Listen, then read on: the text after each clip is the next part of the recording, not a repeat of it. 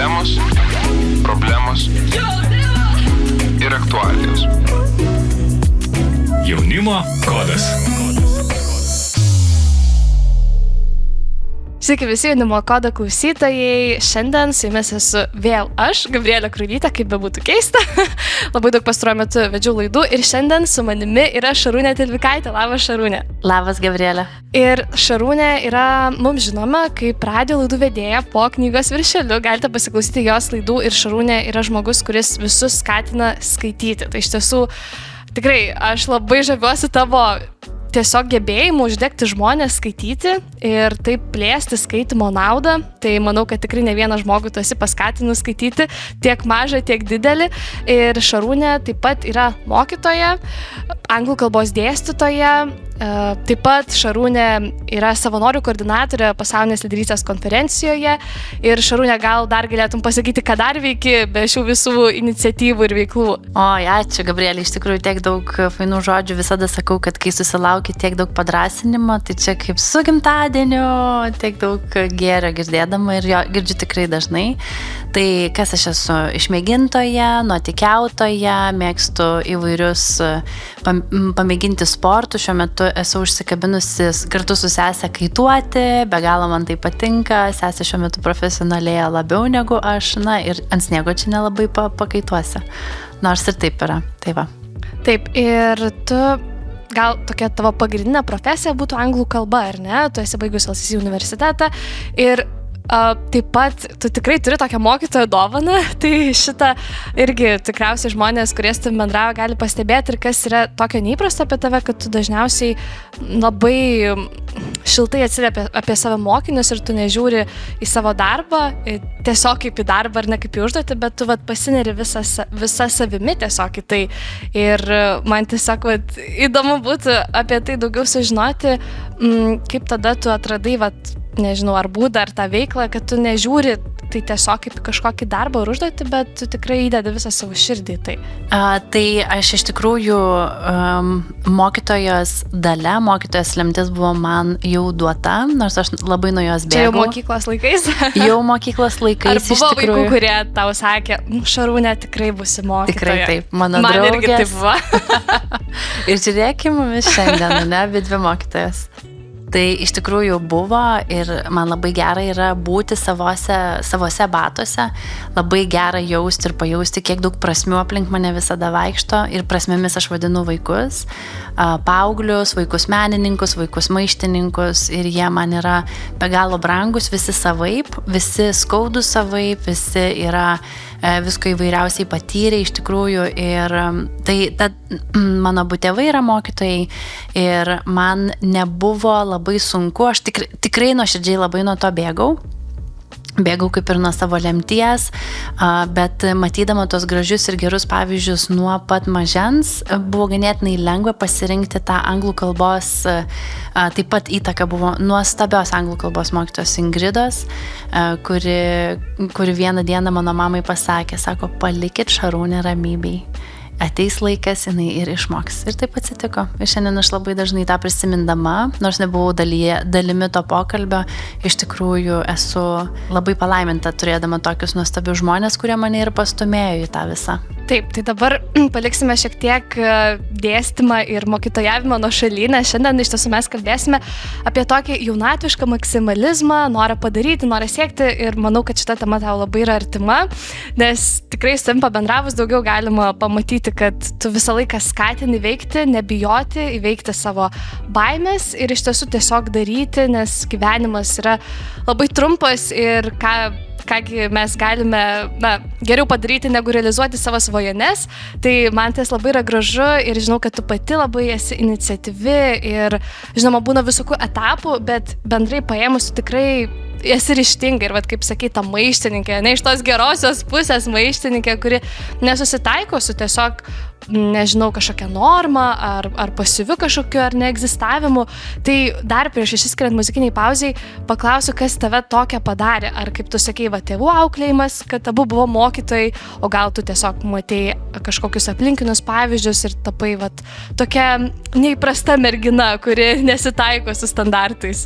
Ačiū, Gabrielė. Iš tikrųjų, aš manau, kad kaip ir salotos nepasidaro iš vieno ingrediento, kaip ir žmogus neteina su vienu kažkokiu organu ir mes sakom, kad tai yra žmogus, tai viso ko simfonija, orkestras, ar ne? Ir tai yra didelė ir tėvų įtaka, ir mano draugų. Aš ganėtinai anksti atėjau į bažnyčią 18 metų, pakviesta irgi kažko ieškodama ir visada tikriausiai mane lydėjo ir tikėjimas, ir nuo pat mažų dienų, ir senelis vesdavosi į bažnyčią ir galbūt tai būdavo labiau toks kaip ir prievartinis ėjimas. Nebūtinai suvokdama tą norėdavau daryti, bet buvo labai gera tą ir pamatyti ir tokios gilios ir geros vertybės. Niekada, kaip pasakyti, visada buvau siejama tų, jos šaknys gilios nuo pat mano tėvų, senelių, kad tiesiog geros gilios vertybės ir paskui jos buvo labai paskatintos ir universiteto, ir draugų, ir kažkaip iš tikrųjų tiesiog palaiminimas toks, man atrodo. Taip, bet kalbant apie ir tikėjimą, dažnai būna tokiu atveju, kad užaugo tokios geros mergaitės, visko sutinkočios, bet tu kaip tik ir esi tokia, kuri mėgsta iššūkius, ar ne? Tai vat būtent tą tokį maištininkės gal savybę, kas tau ją taip įdėgė? Senelis. O ką jisai tau tokio darė, kad nežinau, paskatino tavyje šitą savybę ugdyti? Aš manau, kad jisai pats visada buvo maištininkas ir aš daugiau galbūt tai žinau iš mamos istorijų. Kai sakai maištininkas, tai žinai, tokia ta neigiama prasmė, ar ne? Susidaro, nes maištininkas tas, kuris kažkaip eina prieš taisyklės ir iš tos blogosios pusės, ir ne visą laiką mes matom tą maištininką. Aš manau, aš esu truputėlį tokį kaip ir tyrimą dariusi apie tai, kad tai yra maištininkas vieniems iš tikrųjų asocijuojasi, kaip tau, Gabrielė, su tokiu neigiamumu, kažkokiu nefainumu ir eina prieš taisyklės ir laužo taisyklės vien tik dėl jų suvokimo ir kad čia yra taisyklė, aš privalau ją laužyti, toks yra mano darbas. O man maištininkas yra be galo gražus žodis, nes man jisai siejasi būtent su seneliu, aš jį labai mylėjau, jisai buvo nuostabus žmogus ir man atrodo ir į mamą mano yra labai irgi daug to tokio maištingumo įsilieja ir aš tiesiog to daug matydavau, kad už gerą reikia kovoti, jis ne visada bus tau duodamas ant lėkštelės patiektas, svarbu turėti ir savo nuomonę, yra gera būti to viso dalimi ir taip, bet man tas maištingumas, maištininkavimas ir aš su vaikais maištininkais dirbu šiuo metu, tai man yra faina. Man tai pasidarė toks labai geras ir pozityvus žodis, kuris nesikeičia dalykai tik tai su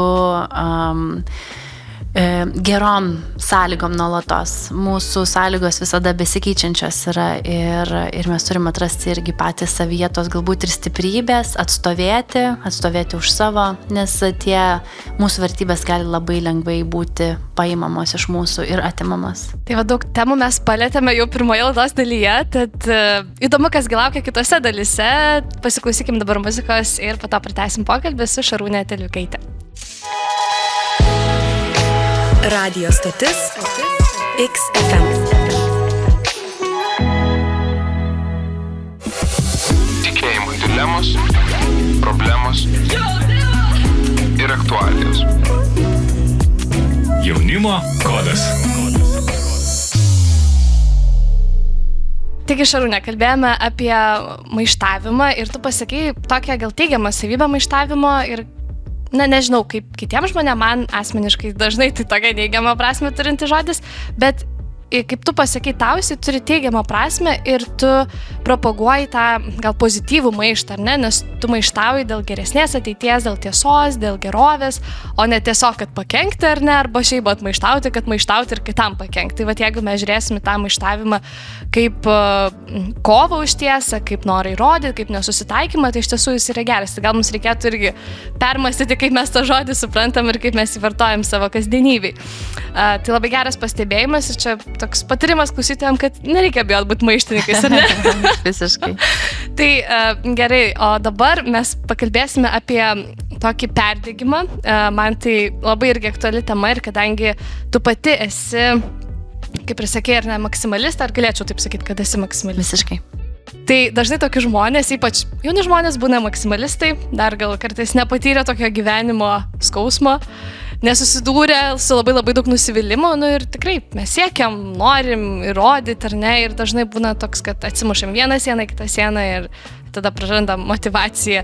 Tai nežinau, ar tavo teko tokį patirti dalyką savo gyvenime, kai tu maištauji ir nori kažkaip viską pakeisti, bet tada žiūri, kad nieks nesikeičia ir tada nusvyra rankos ir ką tu tada darai ar darai? Iš tikrųjų geras klausimas. Ir iš tikrųjų manau, kad galbūt tokio kaip perdegimo nesu patyrusi, bet esu labiau ir galvoju, ar tikrai nebuvo tokio perdegimo kažkokio. Aš jo iš tikrųjų neatsimenu ir kai žiūrėdavau visokias ten ir kaip pasakyti, ir tas savybės įvairiausias, aš netitinku didžiosios dalies jų. Aš tiesiog, mano kūnas būdavo labai nuoširdžiai pavargęs. Ir pervargusi aš esu buvusi ir kaip ir kiekvienas, ar ne, jeigu mes nesirūpinam, labai daug darom, nesustojam, nepagalvojam, aš dažnai mėgstu būti ne čia ir ne dabar ir mano charakteriui tai iš tikrųjų yra ganėtinai sudėtinga būti būtent čia ir dabar ir suvokti, kaip labai esu pavargusi arba ten dar. Ir ta pažintis su kūnu, su šiaip visokiais signalais, emocijom savo eina visą gyvenimą ir aš esu pasiruošusi dar pažindinti su savim tikriausiai labai ilgai, pažindinti su kitais žmonėm, kaip mes reaguojam, koks tas yra sąlytis su kiekvienu iš mūsų. Ir tai man atrodo, kad aš visada esu apsupta panašių į save žmonių, kurie man padeda neperdegti, kurie man padeda pasakyti, kad stop Šarūnė, dabar gali truputėlį atsipūsti ir ne tiek galbūt varyti pati viena, nes aš manau, kad tas perdegimas ir ateina iš to, kad tu vienas pats labai nori pakeisti daugą. Ir dažnai tai yra nelaikas, dažnai mes kovojam su įvairiausiamis stichijomis, tokiamis kaip vėjas ir saulė ir taip toliau ir mus išdegina, mes pamirštam gerti vandenį. Ir čia aš metaforom kalbu tuo pačiu, bet lygiai taip pat ir kur mes atsistojam ir galvom, va dabar su manimi čia viskas turėtų ir pasikeisti, nors mes nei vietos nepažįstam, nei žmonių nepažįstam, nei kaip jie dirba, ateinam, aš kartais būnu irgi tokia didžiulė teisėja tam tikrose ir va čia galėtų tai būti ir anaip, bet nepasižiūriu, kokie yra iš tikrųjų kokios sąlygos prieš tai buvo. Tai man neperdegti padeda komandos buvimas šalia manęs ir aš visada stengiuosi ją turėti, aš turiu nuostabius ir draugus ir žmonės, kurie pasirūpina to tokiu, kad jeigu einam visi kartu, žiūrim tą pačią kryptimi ir yra tas be galo gerai ir smagu. Ir lygiai taip pat aš esu keletą kartų iš tikrųjų ir labai labai giliai pavargusi buvusi ir kas yra labai faina, susipažįsti tiesiog su savim visai kitokiamis aplinkybėmis, iš to maksimalizmo, iš noro padaryti ir gerai, aš tuo pačiu ir nebijau niekada deleguoti. Tai yra viena mano didžiausių stiprybių, man atrodo, aš labai greitai patikiu žmonėmis ir kad jie gali, kartais anksčiau negu jie patys susivokia, kartais mane paveda, kartais mane išmuša iš vėžių žmonių pasakymai arba kokybės lygio supratimas, bet su skirtingų kartų atėjimu aš labai mėgstu imtis ir 10-mečius į komandas, ir 60-mečius į komandas, suvoki, kad tai yra milžiniškas tų kartų skirtumas ir mano kokybės supratimas nėra lygų tų dviejų žmonių sumai arba dalybai iš jų. Ar ne? Aš turiu daug ir daugiau galbūt paaiškinti ir taip toliau. Tai man iš tikrųjų padeda labai labai paprasti dalykai. Aš nusprendusi esu jau kuris laikas neaukoti miego, nieko nedaryti miego sąskaitą, nes tada aš išsimušu visai savaitai iš ritmo, keletą dienų galiu galbūt tai, bet paskui visą tai mane labai pasiveja. Todėl labai stengiuosi susitvarkyti ir su to miegu ir pasistengti eiti miegoti visada iki 12, noriu tiesiog kas kartą ankstinti ir kiekvieną kartą džiaugiuosi ir tiesiog paglostau save, patapšnoju per petį, pasakydama šaunuolę, kad nuėjai jau 10:30 buvo į lovoje. Ir man labai tai padeda, nes aš kiekvieną rytą turiu iš tikrųjų ankstyvas pamokas, ankstyvus susitikimus galbūt ir kai kuriais rytais ir pabėgiojam ir tiesiog tas toksai pasirūpinimas savimi, ta kaip Maslow piramidė yra, ar ne, ir pačioj yra mūsų fiziniai poreikiai. Jeigu jie nėra atliepti, nieko aš negaliu nei išmokti, nei pamotyvuoti, nei patikėti pati savimi, kad aš kažką čia gero padarysiu. Nes kai aš esu alkana, aš esu alkana. ir pikta. Labai geras patarimas, atrodo toks basic ar ne, toks paprastas, bet dažnai mes būtent jį ir ignoruojame, savo kūną, savo poreikius ir galvojam, kad kažkaip, jeigu jaunas žmogus, tai datemsim, bet po kurio laiko tikrai pradeda irti kažkokios detalės ir tada jau tenka suprasti, kad esame riboti. Bet ar tas supratimas tau, kaip suprantu, atėjo per laiką, per kažkokius tokius nudegimus ir būtent tai išmintis, nes tikrai, ar ne, kai tu dar, galbūt nepatyrai to tokio labai savo kūno ribotumo ir tai galvoju, gerai, šitą padarysiu, tai dar šitą padarysiu, tai čia biškai pailsėsiu, tai va čia dar savaitgalį padirbsiu, ir taip tempi, kol paskui gal po pusės metų tik tais tos pasiekmes pasirodo. Tai tavo klausimas, ar dėl to, kad nepatyriau dar to? Kaip atėjo ta išmintis tiesiog, ar ne, per tiesiog tas neigiamas pasiekmes? Tai kas be ko, ir manau, kad mes galbūt greičiau atsistatom, kai mums yra 20 metų ar ten 18, mes tikrai galim nemiegoti naktimis ir varyti, esu išgyvenusi tikrai tokių nemiegotų naktų ir atrodo eini ir viskas gerai, bet paskui kažkaip antros dienos vidury neatsimeni, ar tai buvo vakar ar užvakar ir nebegali atsekti dienų, tai čia yra, taip labai labai natūralu. Aišku, kad per patirtis. Aš tiesiog, man nėra taip, aš tikrai nuoširdžiai labai, aš jaučiu tą savo ribotumą ir bandau apsaugoti savo kūną nuo to ir einu per tą tokį pasirūpinimą ir labai labai paprastų dalykų darymą. Tai tikrai ir pavalgau ir nueinu miegoti, kad manęs nelauktų perdegimas po 6 mėnesių, po metų ir taip toliau. Taip, ir mes turim su daug žmonių skirtingų irgi bendrauju. Ta anglų kalba mane per daug labai nuvedė skirtingų pažinčių, nuostabių draugysčių ir aš esu dėkinga, kad susipažįstu ir tuo pačiu, ką noriu pasakyti, kad kiek daug skirtingų žmonių aš ir sutinku ir sako, aš nepanešu tiek daug galbūt kiek kitas žmogus. Ir tas susipažinimas su savimi ir nesilyginimas į save, man atrodo, yra milžiniška dovana. Ir aš turbūt, man atrodo, kad man yra dovanota daugiau energijos negu kitam normaliam žmogui. Ir kai žmonės pasižiūri į mane, jie galbūt kartais, aš taip manau, kad ir pradeda lygintis, ko tikrai nereikia daryti, nes aš esu labai prasta tam tikrose kitose dalyse. Ir aš tą žinau, todėl aš šituos projektus, kurie tai ir nesiveliu. Neinu tenai, kur aš esu silpna, ne iš tos pusės, kad aš bijau, aš tiesiog žinau, kad aš būsiu nenaudinga tose vietose. Tai aš einu ten, kur aš galiu ir prisijungti, ir padėti, ir tas pažinojimas savęs, o kiek aš energijos turiu. Ar aš galiu atlaikyti kitą dieną, nesupykdama, neapšaukdama savo mokinių, nuėjusi 4 ryto miegoti. Jeigu to reikia, okei. Jeigu mes ten kažką vėluojam ir taip toliau pasidaryti, ar ne? Bet aš save nuo to labai apsaugau, nes daug visokių dalykų yra.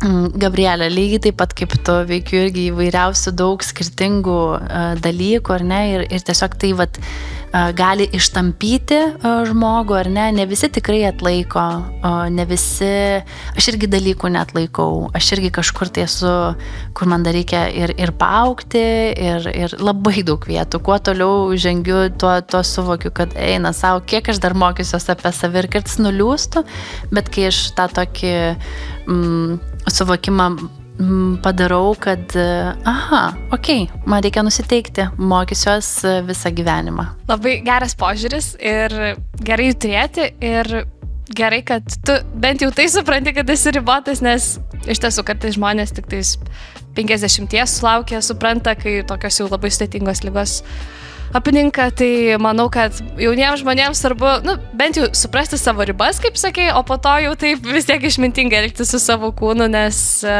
geriau jau 20 būnant tausoti save, o ne sulaukus 50. Tai dabar mes išsiskirsime, pamastykime apie savo kasdienybę, kur mes galbūt galim labiau patausoti savo kūną ir galbūt kažko nedaryti. Ir su tokiom mintim mes išsiskirsime ir po to pratęsime pokalbį apie tikslus ir apie dar kitas detalės, tad susitiksime jau netrukus. Tikėjimo dilemos, problemos ir aktualijos. Jaunimo kodas. Šiandien laidoje svečiuojasi Šarūnė Tilvikaitė ir su ja mes kalbamės apie jaunatvišką maksimalizmą. Ir aš čia tokią temą sugalvojau besiruošdama pokalbiui, jei galėčiau kalnus perkelčiau.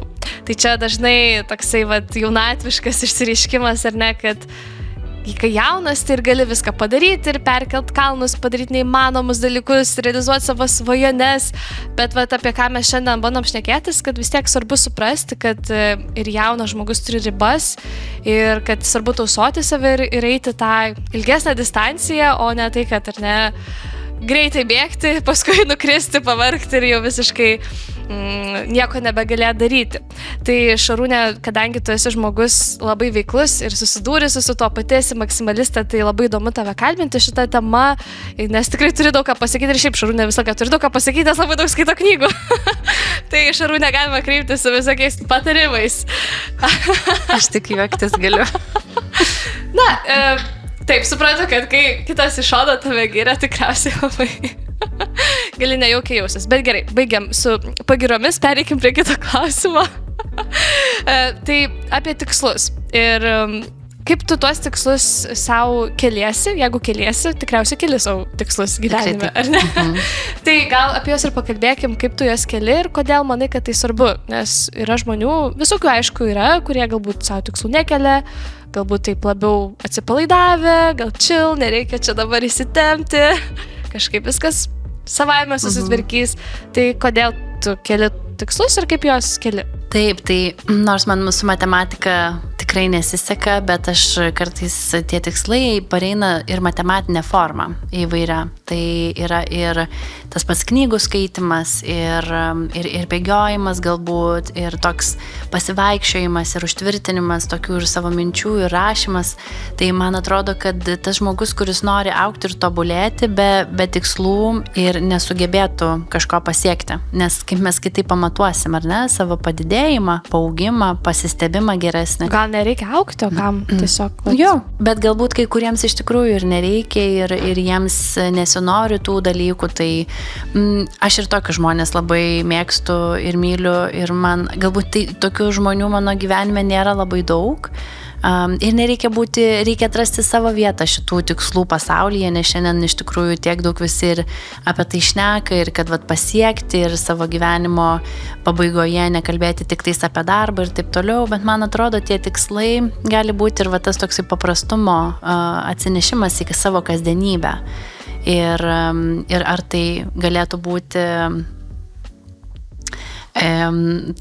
būti sakykime, ir nusiraminimas ir tas toksai minčių susidėliojimas čia ir dabar, kas yra iš tikrųjų labai svarbu, ir tų tokių emocijų įsivardinimas ir supratimas ir judėjimas į priekį kažkur. Nebūtinai tie grandioziniai tikslai, nes kai mes galvojame apie tikslus, visą laiką galvojam pabaigti universitetą, kažkur nukeliauti, kažką studijuoti, kažką įvykdyti, ar ne, tokie dideli atrodo gyvenimo tikslai, kurių reikia siekti ilgai, dėl kurių reikia daug dirbti, kurie galbūt neatrodo labai patrauklus ir dažnai mums reikia prisiversti, kad tos tikslus įvykdyti. Taip, visiškai, tai čia mums irgi reikia galbūt įsivertinti, o koks mano yra požiūris į visus tos tikslus, ir man be galo smagu iš tikrųjų matyti, kaip mes savus pasiekėm, savus tikslus, savo ką užsibrėžiam, tai tie tokie galbūt tie grandioziniai yra skirti tam tikrai žmonių grupiai. Ir aš manau, kad kartais aš esu irgi jai priklausanti, o kai kurie apie tai pasvajoja, bet jų tai visiškai galbūt ir netraukia. Ir mums reikėtų nesiekti svetimų svajonių įgyvendinimo. Aš visą savo gyvenimą iš tikrųjų dirbau be galo smagius darbus ir man atrodo, kad mokytojo darbas yra iš tikrųjų begaliniškai įprasmintas. Nuo pat atėjimo į mokyklą, nuo pat pažinojimo, ir nėra lengva, tai tikrai nėra lengva, bet joks darbas nėra lengvas, o ypač nėra lengvas darbas tas, kurio tu darai be širdies, kuriam neturi tos tokios meilės, nenori jame tobulėti, nėra gera Tai galbūt va tie tokie suradimai savęs galėtų būti pats didžiausias tikslas, ar ne? Nes tie žmonės, kurie nenori siekti tikslų, man atrodo, jie galbūt ir savęs nelabai pažįsta, nes vis tiek mes kažko norim iš šio gyvenimo. Arba lyginasi, kaip sakė, ar ne? Nes dažnai mes galvojame, kad tiesiog turėti kažkokią, ramybės laiką kažkokį, arba turėti pasivaikščiojimo laiką savo savaitį, tai nėra tikslas, ar ne? Ir mes save kažkaip skriaudžiam, kad aš nesiekiu tiek, kiek kitas žmogus, kuris labai galbūt karjeros aukštumų siekia. Ir tikrai to lyginimos labai daug yra mūsų gyvenime. Taip, ir mes jo negalim išvengti, nes visada matom, visada žiūrim, jeigu neturim nusistatę, jeigu nesam pasiėmę teisingų akinių, nesam jų susidėlioję taip, kaip iš tikrųjų reikia, tai labai lengva pradėti, nes esam pavargę. Informacijos perteklius yra kasdieninis, nuolatinis, mums yra sunku padaryti teisingus sprendimus. Mes esam apsikrovę visokiausių mintim ir net nebežinom, kur mano mintis, o kur man yra įdėtos mintis. Tai čia yra labai natūralu ir labai, labai normalu, kad mums kartais tokiems sudėtingiausiams savo sprendimams prireikia be galo daug laiko. Taip, bet gera žinoti, kad yra tie sprendimai, jeigu mes jų ieškome. Ir iš tiesų, turbūt tame ir yra tas gyvenimo grožis, tos kelionės ir kad mes vis ieškome, tada atrandame, tada vėl kažko ieškome. Ačiū tau labai, Šarūnė, ir labai norėtųsi dar pakalbėti apie sėkmę ir šiaip apie tokią gal jauno žmogaus realizaciją, savivertę ir kaip su to tu susiduri. Bet šitą temą ir šitą klausimą mes aptarsime pasiklausę XFM muzikinio repertuaro. XFM. Radijas gyvenimui. Tikėjimui dilemos, problemos ir aktualijos. Jaunimo kodas. Sveiki, kas tik dabar įsijungėte XFM radijo stotį. Su manimi šiandien laidoje yra Šarūnė Tilvikaitė, dar žinoma XFM klausytojams kaip laidos Po knygos viršelių vedėja. Ir kada galima pasiklausyti tavo laidų, Šarūnė? Pirmadieniais ir antradieniais. Pirmadieniais 10 vakare? Ne. Pirmadieniais 11 ryte, teisingai, o antradieniais 10 vakare. Taip. Ir SoundCloud irgi paskyroje galite susirasti jau buvusių laidų. Na, o dabar tęskime jaunimo kodo laidą ir būtent temą, apie kurią mes šnekamės, apie jauno žmogaus norą padaryti daug, perdegimą ir motyvaciją. Ir vienas iš tokių dalykų, ar sakyčiau problema, su kuria ir man tenka susidurti, nežinau, Šarūnė, kaip tau, ar tenka susidurti su tokia saviverte ir savirealizacija ir tada tuo sėkmės klausimu, nes tai labai susiję, ar ne, kad mes jaučiamės prasmingi, kai mes kažko pasiekėme, kai mus lydi sėkmė, kai galbūt esame įvertinami aplinkinių, kai kažkieno kito lūkesčius įvykdome, ar ne, ir tai nebūtinai, aišku, tie aplinkos vertinimai yra teisingi, nes galbūt pagal kitų žmonių vertinimą tu jau čia kažką kitokio turėtum daryti, čia savo verslą kurti, nežinau, ten savo studijas atidarinėti ir panašiai. Tai kaip su tuo tu tvarkaisi, su tuo kitų žmonių vertinimu, kažkokiais lūkesčiais primestais iš išorės, iš tėvų, iš aplinkinių ir visgi išlaikai, kaip tu sakei, tą kryptį, kurią tu pasirinkai, kaip sakei, mokytoja ar ne, profesija nėra galbūt labai labai vertinama, bet tu matai labai didžiulę prasmę tame ir tu jauti džiaugsmą darydama tai kaip tada su to savivertės klausimu tu tvarkaisi? Labai geras ir gilus klausimas. Nežinau, ar aš turiu tokį tinkamą atsakymą visiems, bet čia būtų tas pats kaip galbūt vitaminus skirti be jokio pasižiūrėjimo į kiekvieną individualiai, ko mums kiekvienam reikia. Ta savivertė iš viso yra toks tikriausiai labai ir skaudus klausimas, nes mes visi einame per be galo gilius ir skirtingus išgyvenimus ir tikrai nuostabiai labai priklauso nuo to, kokie žmonės aplink tave sukasi, ką jie tau pasakoja, kokios yra mintis. Dažnai ne savo mintis mes galvojame, dažnai mes ne savo žodžius irgi sakome, galbūt to išmoktus iš tėvų, įtakos, iš draugų. Jaučiame, kad galbūt ne visada gerai darom kažką ar ne, bet nesuprantam, tai kas čia turėtų tada būti gerai ir nevertybiškai galbūt gyvenam, nepasikapstom, nes yra baisu. Yra baisu žiūrėti iš tikrųjų ir į save.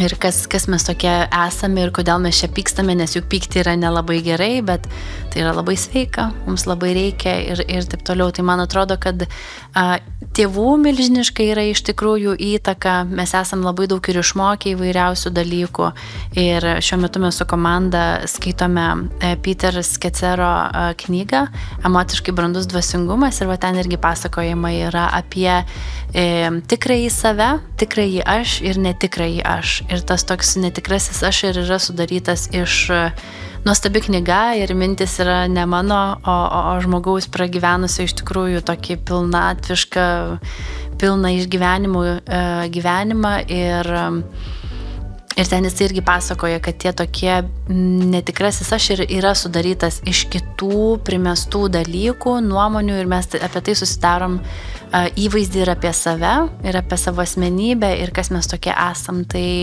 jeigu mes giliau pasižiūrėtumėm,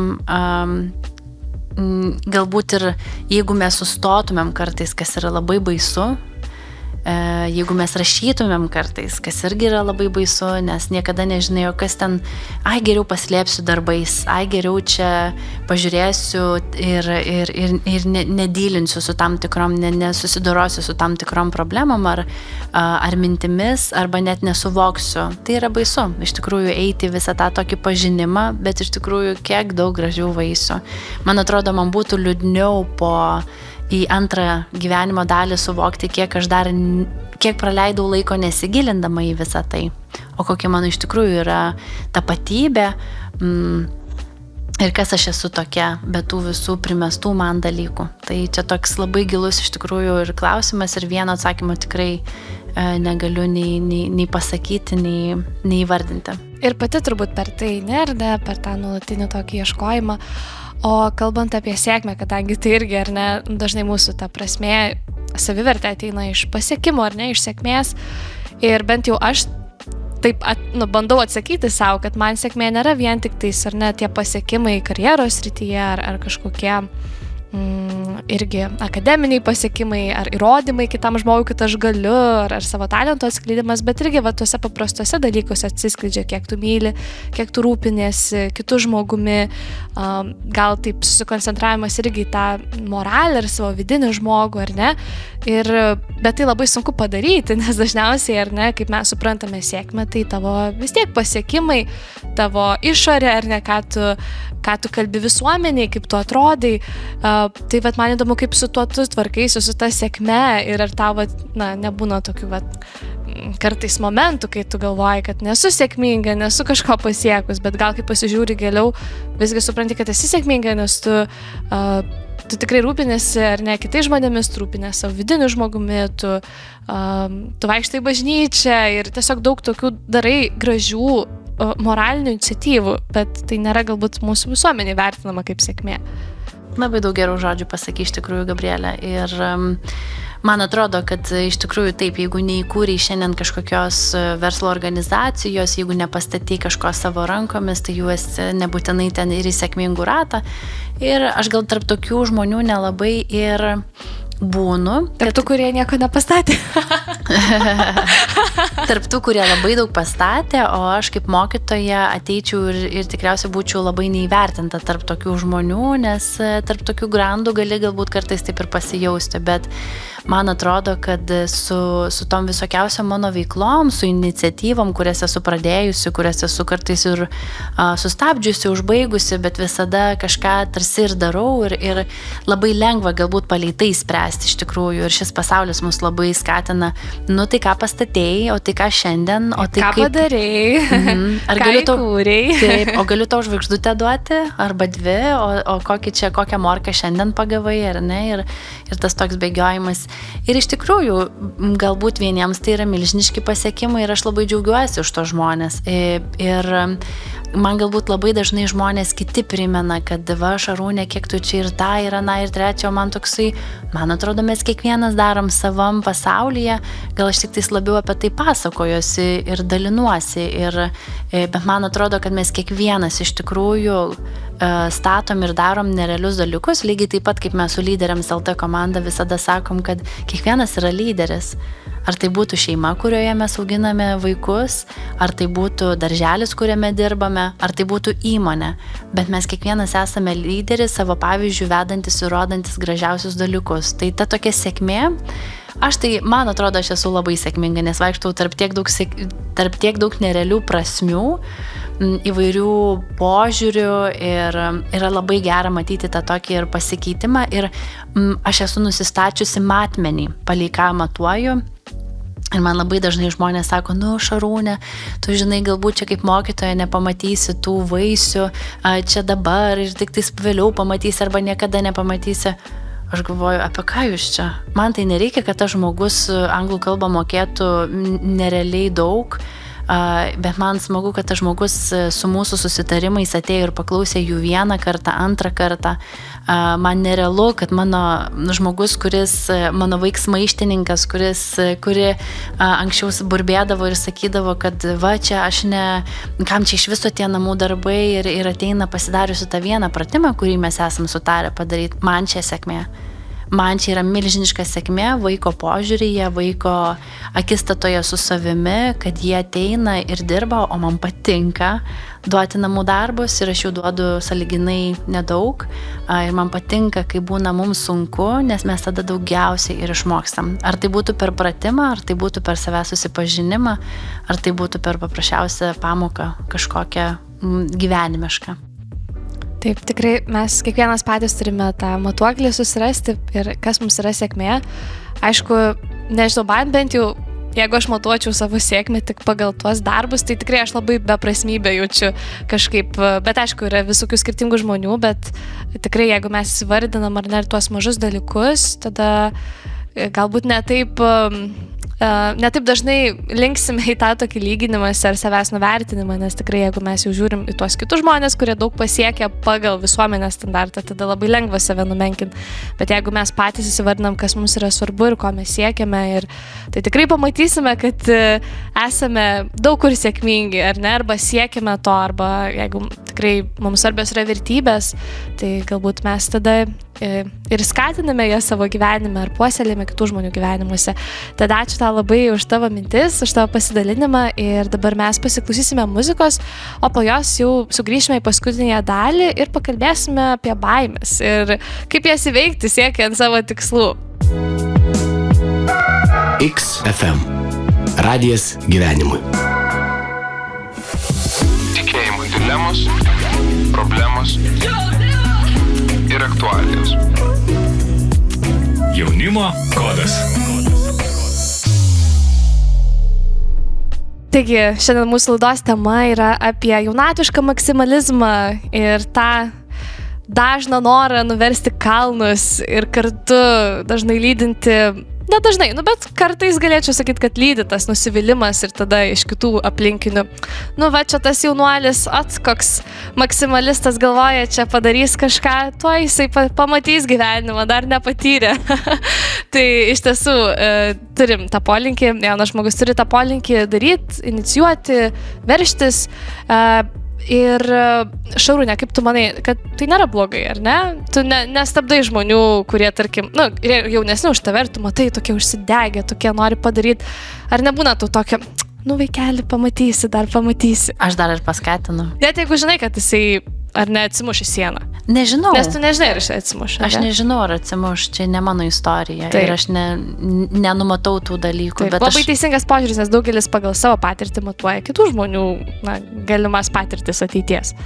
Tikrai taip. Ir mane yra irgi lygiai taip pat paskatinę visai į kitą pusę galbūt judėti arba nesiimti tų baimingų arba baimės pilnų iniciatyvų ir aš tikrai būčiau praradusi labai labai daug. Ir tai yra susiję lygiai taip pat ir su mokykla, ir su įvairiais renginiais, ir iniciatyvomis ir veiklomis įvairiausiomis. Ir nėra tai lengva. Bet kai mums lengva, mes labai daug išmokstam.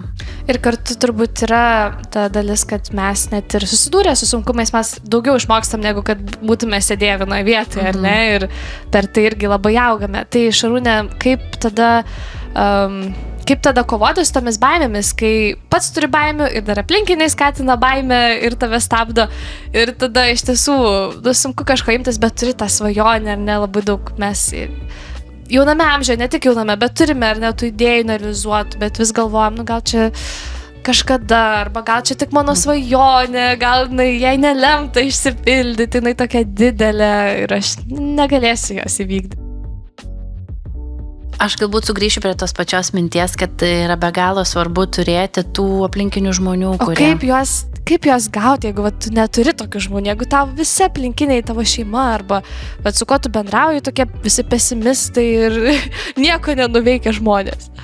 Aš manau, kad bent vienas toks žmogus, kuris, galbūt mes savo rate to žmogaus ir nepastebime su tokiam kitokiam galbūt mintim ir idėjomis, kuris galbūt žinoma, kad yra baisu dalintis, nes mes esam pripratę prie tų žmonių, bet galbūt tada ieškoti ne iš savo rato tų žmonių, eiti ten, kur tokių yra, nes šiandien yra ir visokiausių ir hubų, ir vietų, kur specialiai skatina va tą tokį ėjimą į nepatogumą ir kur susirinka tokie patys kaip tu, norintis, tai man atrodo, kad tų vietų tikrai yra, šiandien tik tais reikia neužsisėdėti ir neleisti tom baimėm apaugti. Nes tos baimės... kerpėmis. Visiškai, nes mums nejudant, baimės turi tendenciją tikrai didėti. Man, žinoma, yra lengviau apie tai šnekėti. Bet aš galvodama apie savo, irgi visokias baimės ir ką aš noriu pradėti ir kaip aš noriu eiti. Ir lygiai taip pat ir tas pačias ar pamokas vesti nėra visada lengva ir tai kartais būna tikrai baimių pilna. Bet tai neatsistoja ir praktika, veiksmas dažniausiai turi nerealų to veiksmą. Ir aš pagalvoju apie savo ir praeitus metus, kai aš dirbau ir kitoj mokykloje. Ir aš galvoju, mano didžiausios ir geriausios iniciatyvos buvo apkibusios tokiam mažom baimytėm, kaip vabaliukais tokiais, bet pradėjus jas daryti iš tikrųjų pasidarė taip gera ir būtent, bet aš niekada niekur neinu viena. Tai dėl to galbūt esu stipriai įsikibusi į tą tokį irgi kito žmogaus ir paramą.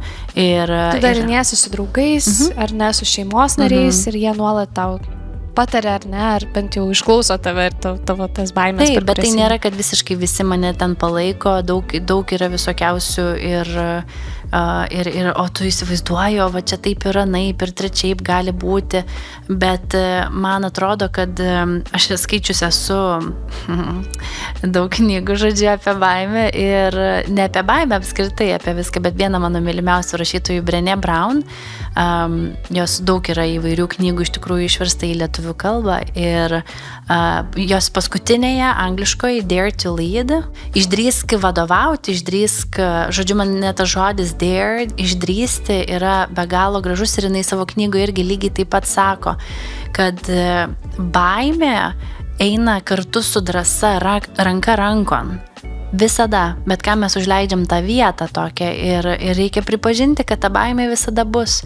Ir mane galbūt keletas irgi tokių frazių visada gelbsti, kad kai aš būsiu pasiruošusi, jau viską išsičiustijusi, gali būti per vėlu. Čia ne mano mintis, bet kai aš jau visiškai būsiu pasiruošusi, gali būti tiesiog per vėlu. Ar pasauliui, ar pačiai man, arba atgyvenusi ir mintis ir idėja. Iš kitos pusės aš netikiu, kad mūsų svajonės neturi prasmės išsipildyti, jeigu jos buvo įdėtos į mano širdį. Į tavo širdį, į kažkieno kito širdį. Tai man atrodo, jeigu ta mintis yra ir nepalieka kažkiek tai laiko, tai mes veikiam jau nuo vakar, kad ją įgyvendintumėm. O kaip tu atsirenki, jeigu yra daug svajonių, kokią tu pirmenybę teiki, kokiom svajonėm? Geras klausimas, galbūt labiausiai arčiausiai širdies, labiausiai kaip ir tokiam įgyvendinamam arba išsiryškinu kaip ir bet kokią juostelę tikriausiai, o kas man yra artimiausia, ar tai galėtų būti mano ateities veiklos kažkokios, ar kiti žmonės yra to pačiu susidomėję, galbūt galėčiau kažką paskatinti. O kartais, kai mano idėjos užmiega arba svajonės šiek tiek tokį pauzę paspaudžia, tai jos sugrįžta pas mane po metų ar 2 kitokią formą. Ir 2 idėjos, jos šoka tango, valsą, nesvarbu ką, bet jos pareina kažkaip, reiškia nepalieka manęs ir aš tuo labai džiaugiuosi. Tai svajonės turi tendenciją išsipildyti, kai mes veiksmą įmetame tai. Ir tai nebūtinai, kad žmogus mus motyvuoja kažką daryti, taip ir viskas labai lengvai eisis, bet aš labai tikiu tokiu nuolatiniu ir darbu, pamažu kažką aplink save statytis ir vieną dieną mes atsisuksim ir galvosim, geras, prieš 10 metų aš čia nebuvau ir net nesvajojau čia būti, o va kur atvedė, ar ne, tas toksai kasdienis mūsų nusiteikimas ateiti į tą pačią kovą.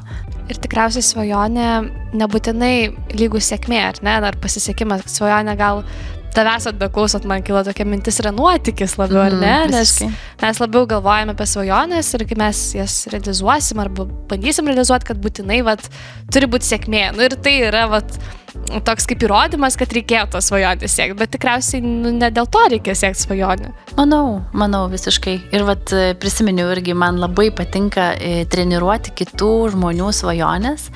Tai yra, pastebėjau tą socialiniuose tinkluose, iš tiesų labai dažnai, parašai karts nuo karto apie žmonių iniciatyvas, ar ko jie ėmėsi, bijojo, bet ėmėsi ir per ką dabar eina, arba kokių rezultatų tai atnešė. Tai iš tiesų labai paskatina paskaičius tokius tekstukus. Ačiū, labai džiaugiuosi. Ir man labai patinka iš tiesų treniruoti ir svajonės, bet tos svajonės ateina iki tam tikro taško, bet man labai patinka žaisti su žmonių baimėmis. Ir aš galvoju, kokie... Ir su savo baimėmis. Tuo pačiu taip, man ir primena apie mano baimės lygiai taip pat ir aš tada pasižiūriu į savo praeitį ir pagalvoju, geras, aš tai labai panašiai jaučiausi, tai galbūt irgi mano studentai, mano mokiniai, besimokantis anglų kartu su manimi, jie labai galbūt panašiai jaučiasi ir tada mano kažkokia nelabai faina patirtis įgauna visai kitokią prasme. Ir kiekvieną kartą lygiai toks pat atrodo dalykas, man ateina žmonės mokydamėsi tos anglų kalbos, ypač individualiai, ir jie sako, bet Šarūne, aš tai nešneku, sako, aš taip turiu daug baimių susikūrus ir galvoju, mano 100% visi studentai, visi mylimi mokinukai, jie apie tą patį šneka ir aš galvoju, kad mes susėstumėm ir visi apie tą patį galėtumėm pašnekėti. Ir aš tikiu, kad taip ir apie gyvenimą. Mes visi labai dažnai jaučiame tas pačias baimės, tos pačius išgyvenimus, galbūt tai nebūtinai tos pačios mūsų patirtis, bet man labai patinka tada išsivesti tą baimę, pasivaikščioti, šiek tiek nukankinti, duoti jai vardą ir pasakyti, kad kai mes įdedam veiksmą kažkokį su ta pačia anglų kalba, mes pradedam įveiklinti tą kalbą, mums pradeda sektis pasakyti, ar ne, užlieja mus tie dopamino irgi visokiausi teigiamą energiją ir taip toliau. Ir mes pradedam susidraugauti su tom baimėm ir tada ta baimės ir drąsos rankų susikabinimas yra visai kitokį valsą, man atrodo, jo šoka. Iš tiesų labai gražus palyginimas ir su šokiu, ir ta mintis, kad visą laiką baimė lydi drąsa, kad jos eina susikibusios ir nereikia turėti iliuzijų, kad tu iš viso kažkoks bebaimis galėsi būti ir čia, ar ne, arba pasižiūrėjai kitus žmonės, kurie atrodo bebaimiai, tai mums irgi kažkokia tokia siekimybė irgi pieščiasi vaizduoti, bet iš tiesų, kaip tu pasakai, kad visą laiką reikės įveikti jas ir mums tiesiog reikia mokytis žengti tos žingsnius ir iš tiesų verta, kaip sakai, realizuoti savo svajones. Tai baigdami šitą laidą to ir palinkėsime tiesiog realizuoti, leistis į tą nuotykį ir nelaukti senatvės ir gailėtis, ar ne, kad kažko nerealizavome. Ir tikrai, kaip Šarūnė sakė, apsupkime save tai žmonėmis, kurie gali patarti ir tais, kurie gali motyvuoti ar ne tik, ar nestabdyti nuo tos veiklos, galbūt išmintingų patarimų duoti, kaip tą daryti irgi proto ribose, ar ne, nelekiant per daug. Tai iš tiesų ačiū tau labai, Šarūnė, už pokalbį, už tavo mintis ir kviečiu taip pat klausytojus pasiklausyti ir Šarūnės laidos Po knygos viršeliu. Ir jeigu turite klausimų pačiai Šarūnei, parašykite jai, Šarūnė Tylimkaitė, Messengeriu, Facebook'e susiraskite. Tad ačiū tau labai, Šarūnė. Labai buvo geras tavim kalbėtis, na dabar jau laidą baigiame, mūsų laikas trumpas ir tai visą laiką iš tiesų per daug šneku tikriausiai ir per ilgos būna jaunimo kodo laidos, bet ką jau padarysi. Tai Tai ačiū tau dar kartą ir primenu, kad šita laida yra projekto Laikas klausti ir suprasti dalis. Šį projektą iš dalies remia Radio spaudos ir televizijos fondas. Ir su jumis buvau aš, Gabrielė Krulytė. Iki kitų susitikimų Jaunimo kodo laidose. Iki. Ačiū, kad žiūrėjote. Nepamirškite užsiprenumeruoti mūsų kanalo ir tokiu būdu sekti visas mūsų naujienas. Taip pat pasidalinkite šiuo įrašu su savo draugais bei artimaisiais. Dar kartą ačiū, kad žiūrėjote.